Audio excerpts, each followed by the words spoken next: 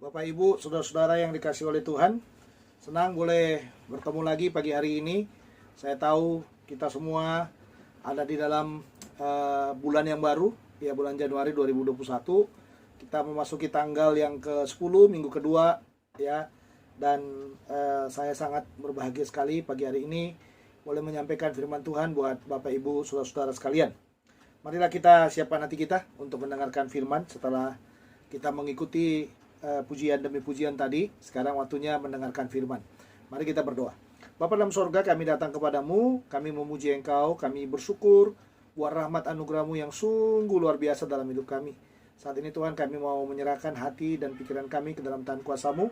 Mohon pimpinan Tuhan pada waktu kami membaca, merenungkan bagian-bagian daripada firman-Mu, supaya bagian daripada firman ini boleh menjadi kekuatan dalam hidup kami memasuki minggu yang baru lagi bersama dengan Tuhan di 2021 ini. Berkati pemberitaan ini dari awal hingga pada akhirnya. Dalam nama Tuhan Yesus kami sudah berdoa. Amin. Baik Bapak Ibu, mari kita buka Alkitab kita dari Injil Markus pasal 1, ya. Kita mau lihat Markus pasal 1 ayat 5 sampai dengan ayat yang ke-11. Ya, Markus pasal 1 ayat 5 sampai 11. Saya membaca buat Bapak Ibu, demikian firman Tuhan. Lalu datanglah kepadanya orang-orang dari seluruh daerah Judea dan semua penduduk Yerusalem, dan sambil mengaku dosanya mereka dibaptis di sungai Yordan. Yohanes memakai jubah bulu unta dan ikat pinggang kulit, dan makanannya belalang dan madu hutan. Inilah yang diberitakannya, sesudah aku akan datang, ia yang lebih berkuasa daripadaku. Membungkuk dan membuka tali kasutnya pun aku tidak layak. Aku membaptis kamu dengan air, tetapi ia akan membaptis kamu dengan Roh Kudus. Pada waktu itu datanglah Yesus dari Nazaret di tanah Galilea, dan ia dibaptis di sungai Yordan oleh Yohanes. Pada saat ia keluar dari air, ia melihat langit terkoyak dan roh seperti burung merpati turun ke atasnya. Lalu terdengarlah suara dari sorga, engkaulah anakku yang kukasihi, kepadamulah aku berkenan. Bapak Ibu, saudara-saudara yang dikasihi oleh Tuhan, tema kita minggu ini adalah bersama dengan baptisannya, gereja meneladankan kebaikan. Ya, sekali lagi, bersama dengan baptisannya, gereja meneladankan kebaikan. Ya, jadi yang ditekankan dalam bagian ini adalah hal yang berkaitan dengan baptisan daripada Tuhan Yesus. Ya, lalu melalui baptisan daripada Yesus ini, gereja harus membuat teladan kebaikan dari dalam baptisan ini yang bisa dipancarkan ke banyak orang, ya, kepada banyak orang, kepada banyak jemaat, kepada jemaat-jemaat Tuhan yang memerlukan baptisan atau yang memerlukan tanda pertobatan ini. Ya, tanda pertobatan ini memang unik nanti kalau kita membicarakan, ya, karena yang kita bicarakan ini adalah baptisan daripada Tuhan Yesus. Lalu muncul pertanyaan mungkin dalam benak kita, mengapa Yesus harus dibaptis? Ya, apakah Yesus perlu bertobat? Bukankah Yesus itu adalah manusia sejati dan Tuhan sejati? Bukankah Yesus itu hampa dosa? Ya, ini catatan penting buat kita. Ya, jadi catatan ini menjadi penguat bagi kita semuanya untuk melihat bahwa ada sesuatu yang unik yang mau ditunjukkan oleh Yesus kepada kita dengan dia meminta Yohanes Pembaptis untuk membaptis dia. Ya, ya. Karena kalau kita melihat seharusnya yang membaptis itu adalah Yesus, ya, bukan Yohanes Pembaptis. Tetapi dalam bagian ini justru jelaskan kepada kita bahwa baptisan yang sedang dilakukan itu adalah baptisan daripada Yohanes Pembaptis kepada Tuhan Yesus, ya, kepada Tuhan Yesus. Nah, Bapak Ibu, saudara, mari kita sedikit menelusuri, ya, apakah yang dimaksud dengan baptisan yang disebutkan dengan baptisan dalam bagian ini, ya. Nah, berbagai macam teori memang dimunculkan orang, ya, dimunculkan orang. Sewaktu dibaptis, seseorang dibenamkan ke dalam air lalu diangkat keluar. Nah, itulah kenapa Yesus dibaptis di sungai yang cukup besar. Nah, ini hal-hal yang berkaitan dengan formula, ya. Formula baptisan, ya, ada penganut yang menganut selam, ada yang menganut percik, ya. Nah, mereka yang menganut selam itu selalu mendalilkan seperti ini, ya. Mendalilkan seperti ini bahwa Yesus itu dibenamkan di dalam air, dalam sungai, butuh air yang cukup besar, ya. Nah, demikian pula kalau kita melihat di Kisah Para Rasul, ya. Kisah Para Rasul pasal 8 ayat 36 sampai 40, waktu seorang pria Ethiopia atau sida-sida yang dari Ethiopia itu selesai dilayani oleh Filipus, dia minta dibaptis, dan mereka mencari sungai. untuk membaptisnya. Ya, memang Alkitab mencatatnya, memang kalau Alkitab mencatatnya kan kita nggak bisa membantahnya juga, ya, nggak bisa membantahnya juga, ya. Nah, tetapi apapun itu yang kita persoalkan bukan masalah formula, tapi persoalannya adalah kita mau mencari keteladanan Yesus sebagai sebuah kebaikan bagi gereja untuk melihat mengapa Yesus dibaptis. Itu yang paling penting buat kita. Ya, jadi jangan kita berkutat kepada teori-teori atau kepada formula-formula tertentu yang yang membuat kita menghabiskan waktu untuk mempersoalkan itu, padahal sebenarnya yang dibicarakan dalam tema kita bukan itu, ya, bukan itu. Jadi saya sebagai pengkhotbah, sebagai hamba Tuhan, saya tidak mau membawa saudara ke arus itu. Yang mau saya jelaskan kepada saudara adalah persoalan keteladanan daripada Yesus, ya, yang harus dicontoh oleh gereja, ya, yang harus dicontoh oleh gereja sebagai sebuah kebaikan, ya, bahwa mengapa Yesus itu harus dibaptis. Oke. Nah, cuman tidak ada salahnya kita mencari sedikit arti baptisan, kenapa orang harus dibaptis, ya. Jadi Alkitab menyamakan baptisan itu dengan penguburan sebenarnya, yaitu dalam Roma pasal 6 ayat 4, Kolose pasal 2 ayat 12. Nah, sehingga kalau kita melihat baptisan air adalah lambang bahwa seseorang telah mati dari jalan hidup sebelumnya dan memulai kehidupan yang baru, ya, sebagai seorang Kristen yang berbakti kepada Allah, ya. Jadi baptisan itu bicara apa? Mati bersama dengan Yesus dan bangkit bersama dengan Yesus. Nah, itu yang harus kita ingat, ya. Jadi baptisan itu, makna dari baptisan itu kalau bagi teologinya Paulus dalam surat Roma itu adalah di mana kita mati bersama dengan Kristus dan kita dibangkitkan bersama dengan Kristus. Nah, makanya seharusnya orang-orang yang sudah dibaptis, mereka harus bisa memulai dengan hidup yang baru, atau orang-orang yang dibaptis seharusnya memulai pengakuan demi pengakuan mereka terhadap Kristus, ya. Nah, makanya kalau saudara menganut baptisan baptisan percik itu, ya, baptisan anak lah istilahnya, saya mau katakan baptisan anak, seharusnya kita harus bisa melihat bahwa baptisan anak itu harus diikuti dengan katekisasi sidi, ya. Nanti di katekisasi sidi itulah kita mengakui Yesus sebagai Tuhan dan Juru Selamat kita pribadi, dan kita dihisapkan kepada jemaat yang dewasa, dan pada akhirnya dengan katekisasi sidi itu kita membuat pengakuan bahwa Yesus itu adalah Tuhan dan Juru Selamat kita pribadi, ya, dan kita memulai hidup yang baru daripada titik itu. Nah, jadi memang kalau dilihat dari makna dari baptisan itu harus tetap dipegang bahwa baptisan itu adalah mati bersama dengan Kristus dan bangkit bersama dengan Kristus, ya, sehingga kita berjalan dengan hidup yang baru bersama dengan Yesus. Nah, makanya kalau kita lihat di sana langkah-langkah sebelum baptisan dan baptisan itu sendiri adalah cara Allah agar seseorang bisa mendapatkan hati nurani yang bersih karena beriman akan korban tebusan Yesus Kristus. Jadi Yesus mengajarkan bahwa murid-muridnya harus membaptis. Makanya perintah amanat agung itu setelah dibilang pergilah jadikanlah semua bangsa muridku. Perintahnya kan pemuridan, ya. Ya, dengan cara bagaimana saudara? Dikatakan baptislah mereka dalam nama Bapa, Anak dan Roh Kudus. Baru yang berikutnya dikatakan ajarlah mereka untuk mengetahui, ya, segala perbuatan yang baik, pengetahuan yang baik tentang Tuhan itu. Nah, jadi bisa kita lihat dalam bagian ini memang kalau kita bisa melihat bahwa memang baptisan itu selalu harus kita kaitkan dengan dengan kematian dan kebangkitan bersama dengan Kristus, ya, kematian dan kebangkitan bersama dengan Kristus. Nah, kalau kita melihat makna baptisan dari Yohanes Pembaptis, karena memang sebelum ada baptisan yang dilakukan oleh gereja, sebenarnya Yohanes Pembaptis sudah melakukan baptisan, kalau kita bisa melihat dalam bagian ini. Dan dikatakan baptisan dengan air yang dilaksanakan oleh Yohanes Pembaptis itu di Sungai Yordan, dan seturut katanya sendiri dalam Matius 3 11a itu bahwa baptisan tersebut adalah tanda pertobatan, ya, tanda pertobatan dari yang bersangkutan, dalam artian yang bersangkutan telah menyesal atas semua dosa-dosa dan kesalahan-kesalahan yang telah diperbuatnya. Makanya inti utama dari pemberitaan daripada Yohanes itu kan, bertobatlah, kerajaan Allah sudah dekat, dan berilah dirimu dibaptis, ya, dibaptis. Nah, makanya baptisan Yohanes itu menjadi baptisan yang disebut dengan tanda pertobatan. Ya, jadi seseorang yang sudah bertobat, yang sudah menyerahkan hidupnya kepada Tuhan, seharusnya dia dibaptis. Nah, dan sejak ia dibaptiskan, ia berikrar dan bertekad tidak mengulanginya lagi, memulai hidup baru dengan melaksanakan semua kehendak Allah. Jadi baptisan air secara umum dilakukan dan disaksikan oleh banyak orang pada waktu pelaksanaannya.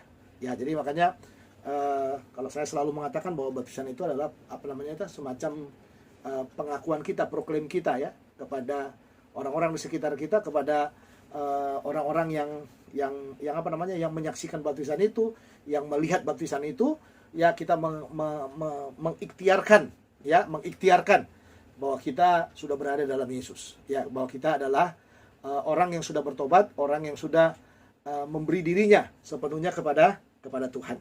Nah, Bapak Ibu Saudara, itu sekilas yang bisa kita lihat tentang baptisan itu. Nah, tadi tema kita adalah bersama dengan baptisan Yesus, maksudnya gereja meneladankan kebaikan. Jadi bersama dengan baptisan daripada siapa? Baptisan daripada Yesus itu. Ya, nanti kita melihat ya kenapa Yesus harus dibaptis, apakah perlu Yesus dibaptis. Nah, ini kan pertanyaan yang apa namanya? Yang perlu kita renungkan bersama-sama ya. Ya, apakah Yesus itu perlu dibaptis? Ya, apalagi kalau kita bisa melihat bahwa baptisan Yohanes itu adalah baptisan pertobatan. Ya, pertobatan. Ya, apa dosanya Yesus? Nggak ada dosanya Yesus. Ya, kenapa dia harus dibaptiskan? Nah, ini pertanyaan-pertanyaan yang mungkin menggeliti kita juga. Ya, saudara ya, menggeliti kita juga. Ya, untuk bisa melihat bahwa dengan Yesus dibaptis itu sebenarnya yang mau kita ingat di dalam bagiannya itu bahwa Yesus itu sebenarnya sedang berbuat apa di sana. Ya, tapi karena bagi saya secara pribadi pada intinya memang Yesus tidak perlu dibaptis. Tetapi makanya dia datang kepada Yohanes Pembaptis itu, dan Yohanes Pembaptis memang kaget sekali ya. Kenapa Yesus datang untuk minta dibaptis? Dan memang karena Yohanes Pembaptis itu mengerti maksud-maksud daripada Yesus, itulah yang menyebabkan dia membaptiskan Tuhan Yesus itu. Nah, itu yang mau kita pelajari pada pagi hari ini. Nah, apakah teladan kebaikan yang bisa kita lihat dari pembaptisan daripada Tuhan Yesus itu? Ya, jadi teladan apa yang bisa kita lihat di sana? Mari coba kita lihat yang pertama. Teladan yang pertama adalah teladan kebaikan yang berhubungan dengan kerendahan hati. Ya, jadi dari baptisan Yesus ini bisa kita lihat teladan kebaikan yang berhubungan dengan kerendahan hati. Artinya begini, Yohanes sebagai perintis begitu mengagungkan Tuhan Yesus. Kita melihat ya, luar biasa ya. Sebagai perintis jalan, dia selalu mengagungkan dan selalu dia meneriakkan bahwa apa yang dia kerjakan itu hanya sebagai rintisan saja, belum sesungguhnya yang terjadi. Bahwa nanti pada waktu Mesias itu datang, dia akan melakukan lebih dari apa yang sudah dikerjakan daripada Yohanes Pembaptis itu. Nah, yang paling menarik lagi, Yohanes Pembaptis itu menjadikan fokus beritanya itu ya, fokus berita dari pelayanan daripada Yohanes Pembaptis itu, dia membuat tentang kemuliaan daripada Tuhan Yesus. Jadi kemuliaan daripada Tuhan Yesuslah yang banyak dia ceritakan. Tetapi begitu Tuhan berjumpa dengan Yohanes, malah Tuhan Yesus minta dibaptis. Nah, ini bukti yang saya katakan kerendahan hatinya. Jadi dia yang nggak perlu sebenarnya kan, nggak perlu dibaptis sebenarnya. Tapi dengan senang dia melakukannya, dengan rendah hati dia melakukannya, ya karena dikatakan ia yang lebih besar rela merendahkan dirinya. Jadi kalau Yohanes Pembaptis sudah mengatakan bahwa Yesus itu jauh lebih besar daripada dia, dan sekarang dia membuktikan kepada Yohanes Pembaptis juga bahwa sebagai orang yang dianggap jauh lebih besar daripada dia itu, dia merendahkan hatinya dan merelakan Yohanes Pembaptis untuk membaptisnya. Nah, makanya kalau saudara melihat di dalam ayat 7 sama 8, nah itulah berita yang sering disampaikan Yohanes Pembaptis itu ya. Itu beritanya. Makanya dikatakan di sana, inilah yang diberitakannya sesudah aku akan datang. Nah, ini kata kuncinya, sesudah aku akan datang. Lihat di sana, begitu agungnya, begitu tingginya Tuhan dibuat oleh Yohanes itu. Ya, dia katakan sesudah aku akan datang, ia yang lebih berkuasa. Nah, ini kata yang lebih berkuasa daripadaku. Jadi dalam arti Yohanes mengatakan apa yang sudah dikerjakan sekarang itu kalau dibandingkan dengan yang dilakukan oleh Yesus, sebenarnya terlalu kecil yang dia kerjakan itu. Ya, karena makanya dikatakan ia yang lebih berkuasa daripadaku. Ya, jadi kata Yunaninya menggunakan kata pembanding yang cukup tinggi di sana. Ya, daripadaku. Ya, membungkuk dan membuka tali kasutnya pun aku tidak layak. Lihat di sana, membungkuk dan membuka tali kasutnya pun aku tidak layak. Nah, ini ungkapan yang luar biasa, saudara. Ya, dan ini memang yang menjadi fokusnya, bahwa betapa mulianya, betapa dahsyatnya, betapa luar biasanya Tuhan itu ditempatkan oleh Yohanes Pembaptis. Ya, nah lalu dikatakan lagi, aku membaptis kamu dengan air. Ya, aku membaptis kamu dengan air. Baptisan air tadi sudah kita katakan, baptisan Yohanes itu adalah hanya sekadar tanda pertobatan. Tetapi lihat di sana, tetapi ia akan membaptis kamu dengan Roh Kudus. Ya, dan itu yang memang baptisan Roh Kudus itulah yang menjadi baptisan yang memang benar-benar mengklaim kita dengan kerajaan surga itu. Ya, mengklaim kita dengan kerajaan sorga sesuai dengan Efesus pasal 1 ayat 13 sampai 14 itu. Ya, bisa kita lihat di dalam bagian itu bahwa kalau ya ketika kita percaya dikatakan kita dimeteraikan dengan Roh Kudus itu. Kita dibaptiskan dengan Roh Kudus itu ya. Dibaptiskan dengan Roh Kudus itu sehingga kita dimeteraikan dengan Roh Kudus. Ya, dengan Roh Kudus. Nah, Bapak Ibu Saudara, tetapi kalau kita bandingkan dengan ayat 9, di sini dikatakan pada waktu itu datanglah Yesus dari Nazaret di tanah Galilea dan ia dibaptis di sungai Yordan oleh Yohanes. Memang kalau saudara melihat Markus itu tidak terlalu panjang. Beritanya itu sangat singkat sekali, sangat cepat sekali berita yang dia sampaikan. Ya, seperti tidak ada cerita yang melatar belakangi ya kenapa Yesus itu tiba-tiba dibaptis. Tapi kalau saudara membaca di Injil Matius ya, dijelaskan di sana bahwa memang Yesus yang meminta, gitu ya. Yesus yang meminta untuk dibaptis. Dan Yohanes memang pada waktu itu berkata, ya jangan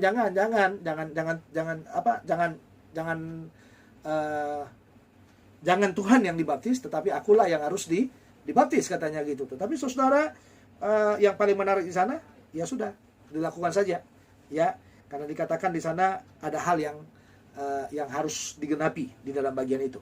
Nah, makanya Yohanes Pembaptis menjadikan fokus pemberitaannya adalah kemuliaan Kristus yang akan datang. Nah, jadi fokus pemberitaannya adalah kemuliaan Kristus yang akan datang, tetapi Tuhan Yesus dengan rendah hati datang untuk dibaptis.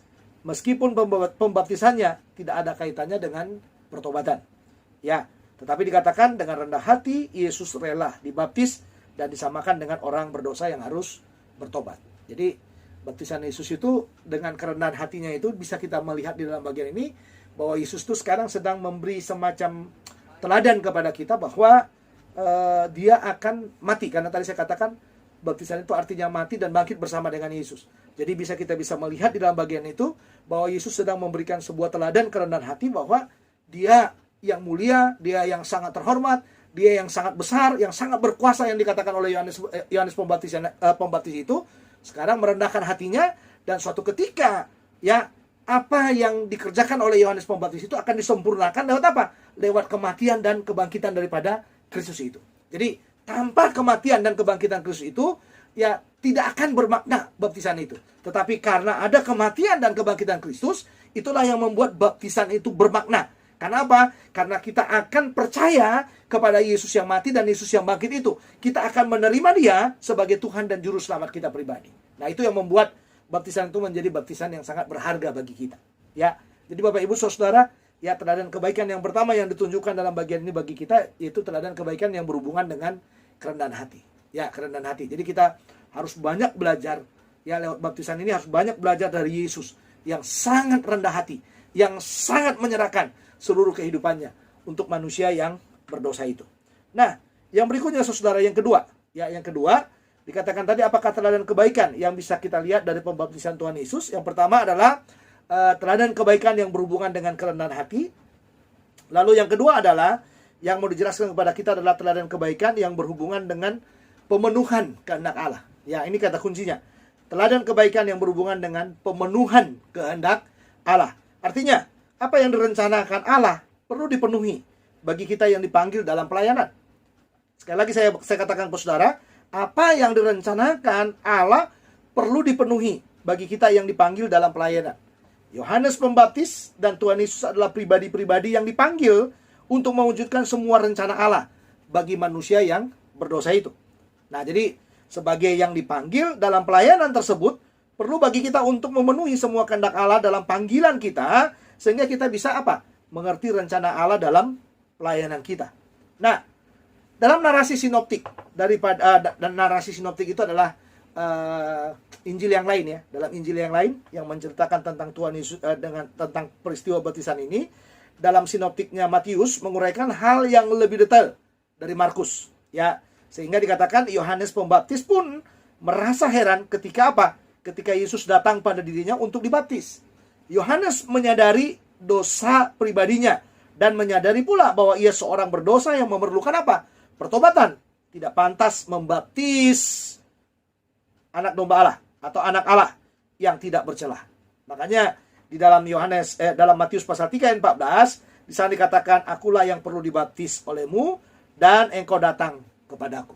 Akulah yang perlu dibaptis olehmu, katanya gitu ya. tetapi engkau datang kepadaku. Nah, Yesus menjawab bahwa hal itu harus terjadi. Nah, ini yang menarik saudara.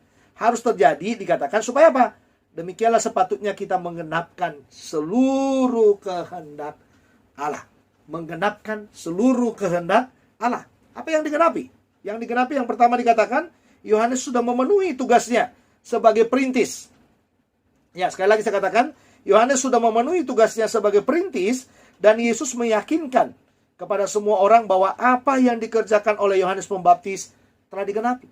Jadi dengan peristiwa Yesus dibaptis itu, apa yang dirintis oleh Yohanes, persiapan yang dirintis oleh Yohanes tentang hadirnya juru selamat itu, dengan peristiwa pembaptisan itu, Yesus mensahkan, Yesus menggenapinya, bahwa apa yang dikerjakan oleh Yohanes itu adalah pekerjaan yang benar.